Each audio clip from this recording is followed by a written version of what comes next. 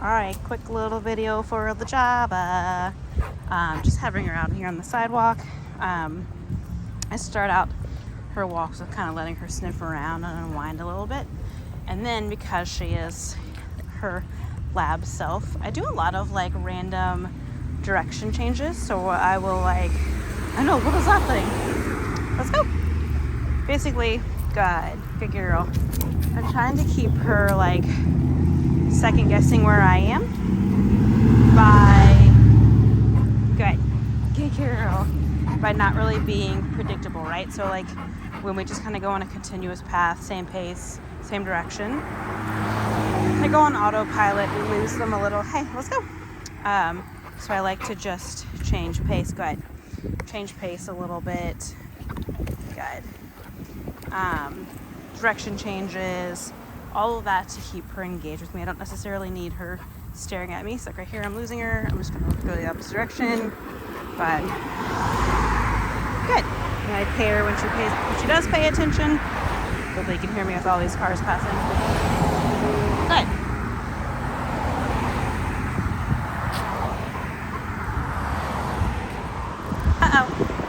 Good.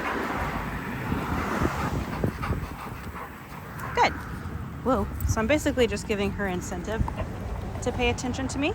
So if she turns with me and doesn't need the leash, then she gets a treat.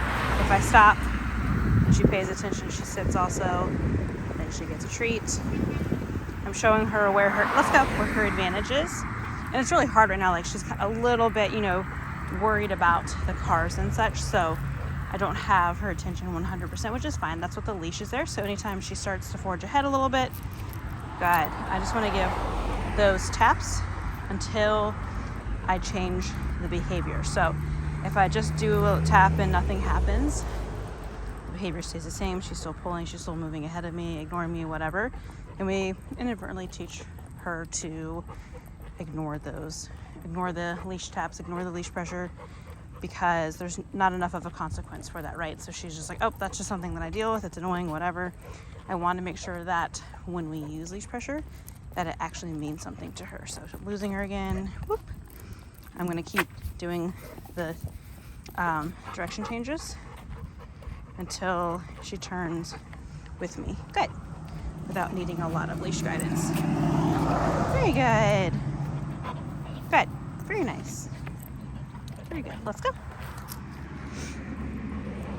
And I think a lot of her stuff too is that she's not super, super confident. So when she fixates on her environment, it's because she's concerned about her space. So she's kind of like making sure she's always safe. So I see her the way that she walks. It's usually not like a consistent pace. She kind of like sidesteps a lot and changes where she is next to me. So I use a lot of that leash to help her understand where I want her to be, so that she's not second guessing herself so much. I want to show her like, hey, this is where I need you to be. Don't worry about that stuff. I have your back. It's just one of those things that we have to mean it. I actually have to keep her safe, keep her moving. If she's worried about something behind me, I'm going to keep moving forward instead of like letting her fixate on it. If she's worried about something ahead of us, same thing. I'm going to keep moving forward, not letting her fixate on it and not kind of, nope, let's go. Come on. Good, let's go. I don't want to also react to it. Right there, she's just trying to sniff the grass, so I'm going to keep her moving with me. Okay, girl. Take a break in the shade real quick. Good. Very good. But all this stuff right here where she stops and she, oh my gosh, it's right here. It's in my hand still, Goober. There. When she sits, when I stop moving, that's nice engagement that I like from her. And I know, like, genetically, she's just a much more energetic dog, very easily distracted, motivated by everything around her. So let's go. It's hard for her to focus on one task at a time. So I don't falter for it. I just try to help her guide her through it. Good. Very nice. Yes.